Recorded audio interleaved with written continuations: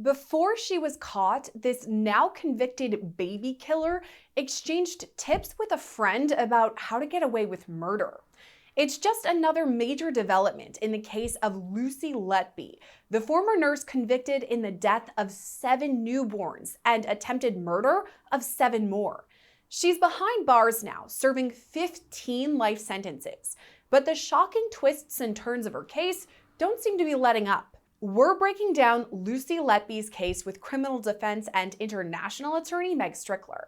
I'm Sierra Gillespie, and this is Law and Crime News.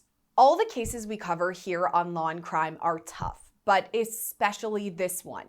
It involves the most vulnerable people there are, newborn babies.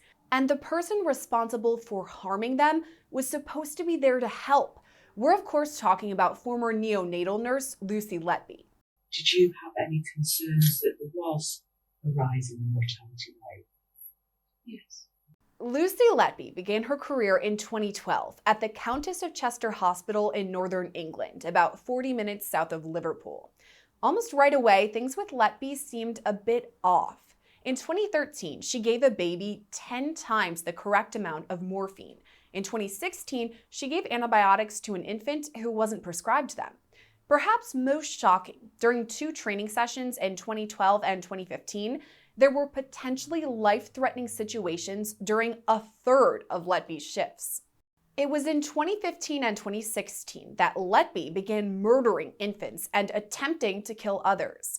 Alarm bells first went off when an abnormal amount of babies died or had near-death incidents at the hospital. With a bit more research, officials learned Letby was present for almost all of these deaths. That's when she gave one baby 10 times the correct amount of morphine, that other baby antibiotics who didn't need them. During that same time frame, another baby was found with water in their breathing tube.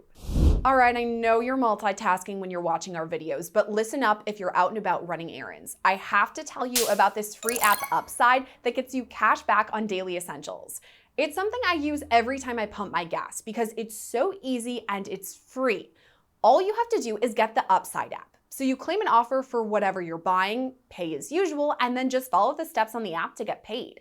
To find out how much you could earn, click the link in the description to download Upside, or scan the QR code on your screen and use our promo code LCNews to get an extra 25 cents back on every gallon on your first tank of gas.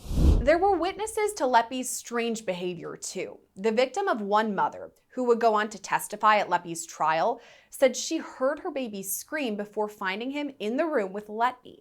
This mother testified that the baby had blood around his mouth, to which Letby said, quote, "Trust me, I'm a nurse." That same baby died just a few hours later. In 2016, Letby was moved from the neonatal unit of the hospital amidst concerns for the patient's safety. She was assigned clerical duty, but filed a grievance complaint. At that point, her complaint was upheld, and staff members were actually told to apologize to Letby for these allegations. Additional evidence would prove invaluable in the case against Letby, though. When investigators took a look at her internet history, they found she searched for 11 of the families whose infant child had died. She searched for these families 31 times. She also sent a sympathy card to at least one of these families. And to make things even more creepy, investigators found a picture of this same card on her phone, showing that Lucy Letby took a picture of it before sending it to the family so she could revisit the memory. So all this is pretty intense, but things get even more creepy when searching Letby's home. Investigators found copies of sensitive medical records under Letby's bed, and amongst them, some records of the babies who were killed. Authorities also found some pretty disturbing handwritten notes that Letby had made. She wrote things like, "I am evil, I did this." Another note said, "I killed them on purpose because I'm not good enough to care for them." Letby's journal was also recovered during all this, and investigators found another chilling detail there. She'd marked some of the pages with the initials of deceased babies. Finally, in July 2018, she was arrested. She was released on bail for nearly 1 year until she was arrested again in June 2019. She was released on bail for a second time then, before being charged in November 2020 with 7 counts of murder and 15 more counts of attempted murder. Throughout this time, Letby spoke with police and maintained her innocence. They told me that there had been a lot more deaths and that I'd think that disorder is there for a lot of them. Did you have any concerns that there was a rise in the mortality rate? Yes. Okay, so tell me about that. What concerns did you have? I think we don't just notice as a team in general, the nursing staff, that this was a rise compared to previous years. Letby pleaded not guilty to the charges, saying the deaths were a result of staffing shortages at the hospital.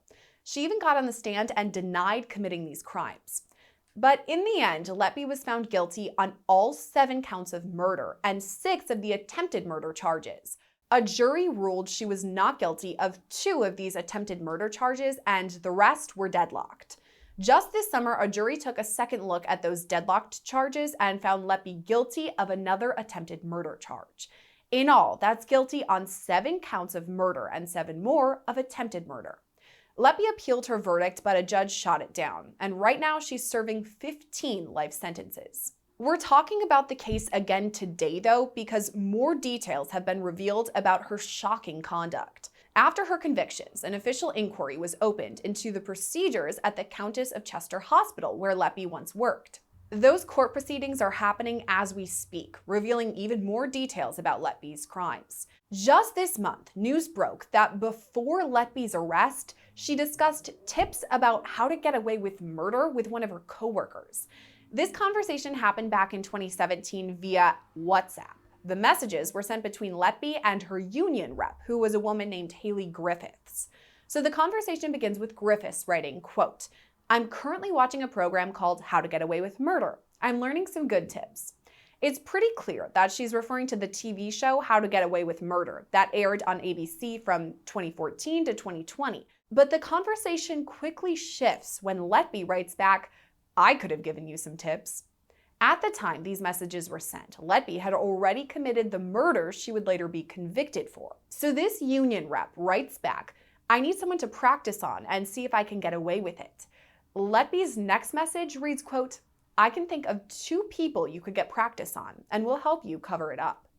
During this public inquiry, Haley Griffiths testified, saying, quote, "It was nothing more than a conversation. This is completely unprofessional, poor judgment on my behalf, and completely insensitive, and for that, I can only apologize from the bottom of my heart." So to dive into this case, we're talking to Meg Strickler today, a criminal defense attorney who has some background in international law. So Meg, thanks for coming on with us. Happy to be here.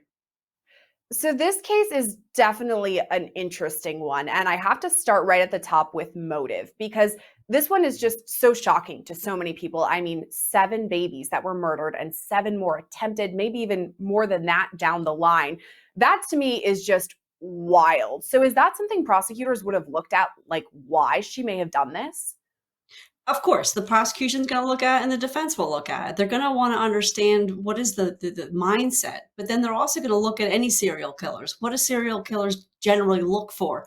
And, stereotypically, they look for the more vulnerable. So, of course, babies, and especially ones that are still in the hospital, in the NICU, are almost always the most vulnerable population out there. But same thing, you'll hear serial killers going after prostitutes or older generations. And so they're always going after vulnerable. So I think that's an issue 1 that I think does apply here. And then also the fact that she's working in the healthcare field. Did she somehow think maybe in her mind and her way of thinking that she was helping these babies by killing them? I have no idea, but perhaps there is some thought process there that somehow rationalizes these awful, awful things. And this is a tricky situation because, as we know, giving birth is very dangerous for both the mother and the child. Sometimes mistakes do happen, and unfortunately, people pass away. It's really unfortunate, but sometimes it's natural. So as we're going through the investigation, I mean, does that make things more complicated that this could have happened just accidentally, or it could have been that she facilitated their murders? I think in all medical issues like this, it's going to be a battle of experts. Experts on both sides are going to say, well, this one went this way, and then the other side will say, no, it went this way. But when the facts are crystal clear, as I think some of these are, there's going to be no fight. So I think when it's real obvious that the health issues that the baby had were not the reason for its demise, then the defense has nothing to argue there. But when it's gray, they're not going to. So when you said 7 babies and 7 more attempted, I do think as they've looked deeper, they've probably seen an untold amount of things they don't wish to see that Lucy Letby may have had access to, may have done, because you don't start here. You know, she would have started somewhere else and then got up to this point. And so if they dug all the way back to her original first healthcare job, there may be some questions asked. I don't know if they're ever going to, I hate to say it, bother to look that far back, but they should. Yeah, you're right. There has been kind of a long history following Lucy Letby. Wherever she's Mm-hmm. been, there have been untimely deaths that don't really have an explanation. So, Mm-hmm. for her coworkers, her colleagues, or even superiors who are kind of taking note, okay, Lucy was working with this patient, that patient passed away, this is kind of adding up. Do you think they did the right thing, kind of raising the alarm and saying, hey, something's off here? And they did. From what I understand, they did. They did raise the alarm. And then the higher ups were kind of going, what? What? Which is kind of a bureaucratic issue. I'm not defending it, but I do think initially when alarms were sounded, the higher ups were just looking at all their bureaucratic work and didn't look at it, didn't think about it, didn't give the attention it needed. And then it took months and months and months. And finally the alarm bells kept ringing. And so they said, oh, we best look at it. And unfortunately, this happens worldwide. When you're in a big bureaucratic institution of any sort, sometimes things will fall through the cracks. And that's what happened here. This one is just really devastating to talk about because it's such, as you said, a vulnerable population. Then the grief that the families have to carry on forward, I can't even imagine. But as far as the trial, some of these people actually had to testify. I know that at least several mothers took the stand and said, I saw Lucy with my baby. One specific mother even said that Lucy said, hey, trust me, I'm a nurse, I know what I'm doing. And then her child passed away. How vital do you think that witness testimony of the mothers or fathers, those directly affected, was for the case? It's going to be very impactful because remember, at least in the United States, we have a lot of laws where it's called the person in custody. So whenever you are somebody in authority, a nurse, a doctor, a psychiatrist, a cop, I mean, there's a million different positions, a priest, those we look up to them and we expect more of them. So when you hear impactful testimony, when you say, I saw my baby with her and she said everything's going to be fine, I mean, that's about as good of a description of relying on a nurse, a doctor, the medical community to take care of my baby. I mean, it's the best you can get. So we have that evidence, which, as you said, the best you can get. But additionally, the Mhm. prosecution would have more evidence, circumstantial though it may be. But this one kind of does raise an alarm bell for me. They went into Lucy Letby's Google search history, and she'd been Mhm. looking up some of these families who had the children who passed, Googling them, looking at the memorials, things like that. Do you think that was a smoking gun, so to speak? I think that must have fed into her mental illness where she wanted to see the suffering. That's my only thought of why she would continue to look at such a situation and want to see the memorial and see the comments on the memorial, see the videos, the pictures, the images. That's just an extra added amount of sickness going on there because there is no rational explanation at all. It just makes her look more evil. Also, we have talking about evil. This is crazy that you said that because investigators also found some notes that she wrote, and she literally said, I am evil. She wrote that. I did this. I killed them on purpose. She wrote these things down. I mean, how do you even combat that from the defense's standpoint? Mental illness. The only thing I can remotely think of is it's got to be some sort of mental illness where she had a compulsion. I am not defending it. I'm not defending this one at all, but I'm just thinking what a defense attorney would think of, which would be she had some sort of mental illness because schizophrenia does this. The voices get so prevalent in your mind that you really think people are out to kill you or that the TV's possessed or whatever. Because I've interacted with some schizophrenic patients, and that is becomes so prevalent. So that's what she said. I killed him because she those voices took over. I'm not saying she's schizophrenic, but I'm just saying some aspect of the mental illness could be she couldn't control herself and then did these horrible acts and then did have some sort of empathy and compassion for realizing she did it, I question that. And it's hard for me to defend this one. You know what's tough about this one is that Lucy Letby actually took the stand in her own defense. So she pleaded not guilty, said, I didn't do any of this, and then went up there and exposed herself to questioning from both sides. I know that here in America, that is up to the defendant. It is their choice. But do you think Mhm. that was the right choice for Lucy to do? I mean, it's always a strategy decision, doesn't matter where we are. I know the UK system has some similarities to ours. I don't want to question that, and maybe they thought that was the best way to humanize her, but I think it didn't work. I think she wanted to have that narcissistic part of her get out there and be like, I didn't do it. I am, I don't know why this is coming on me, poor me. And that it would have been probably better to not have her testify. But even in the US, if my client insists on testifying, I will put it in writing and say it's my legal opinion, it's not a good idea, but they can still testify. We know how the case ended up, though. It was that Lucy was convicted of 7 murders and then eventually attempted murder of 7 more. So she's serving right now 15 life sentences behind bars, but she still Yep. maintains her innocence. She has appealed this and it was kind of turned down. But is there any chance that she could go to court again for any reason? Yeah, I think there's a habeas corpus type mechanism in the UK that's available to her. And what we have, I'm just going to call it a type debt because I don't really know the specific term of art over there. But there is, well, and forgive me for using the word for a football analogy, but it's like a Hail Mary. And what that basically means in the US is that when we've exhausted all of our appeals, we can still say, Judge, something new has come up and we want to have it in front of the judge. Here's what we want you to hear. And we put it in a habeas corpus motion. So they can do that. But remember, the judge can always say, denied. But I have a feeling she'll file some more things.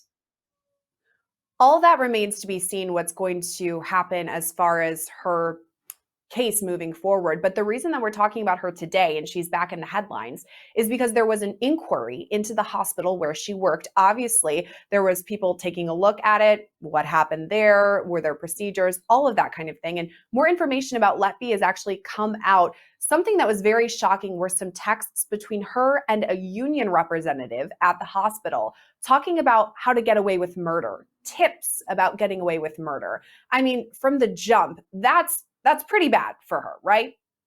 That's pretty bad to even joke about it. I mean, I think they were referencing that TV show that was out for a minute, but it doesn't matter because to have those texts and then have murders occur and then it's your union rep, it wouldn't even matter if it was your neighbor. It's just awful and reprehensible and just adds to the circumstantial evidence about not only did she do this, but the hospital turned a blind eye to this person who clearly had some mental health issues. And this, one of the things I heard is that it's from some of these babies that lived. I think the most telling is they're 8 years old now. And I think that humanizes this whole story as well. That the babies who lived are now, you talk about babies, you can almost be kind of disconnected. They're 8 years old now. It kind of shows how long the system has been trying to address this issue. We're still having inquiries. And these babies are 8 now. It's insane. I'm really glad you brought that up because I was thinking about that too. This case dates back to around 2015, some of them nearing Mhm. 10 years old at this point. That's a kid who's almost ready to go to middle school at this point. So it really Mhm. kind of puts it into perspective. But as far as Mhm. this inquiry, we heard about these how to get away with murder texts, what's worse, shocking. But this inquiry is expected to continue. Do you think it's possible that we could learn more about Lucy as it goes on? Oh, I do. I do. I think we'll learn more about her actions at the hospital. I think we'll learn more about procedures. And I think we will learn from this incident about things we could put in globally to prevent any kind of these issues happening in the future. Of course, we can only be as perfect as we can be. I mean, nobody in the entire world are going to bat 1,000 on all things we try to attempt to do. But I think there will be some lessons learned from this case, and the inquiry will show more holes so they can try to learn to plug them in the future. This is definitely a heartbreaking case on all sides of it. But Meg, thank you for coming on and breaking it down with Yes. us. Thank you for having me. As for the public inquiry into Letby's former hospital and her conduct there, it's expected to continue into 2025. Reporting for Law&Crime, I'm Sierra Gillespie.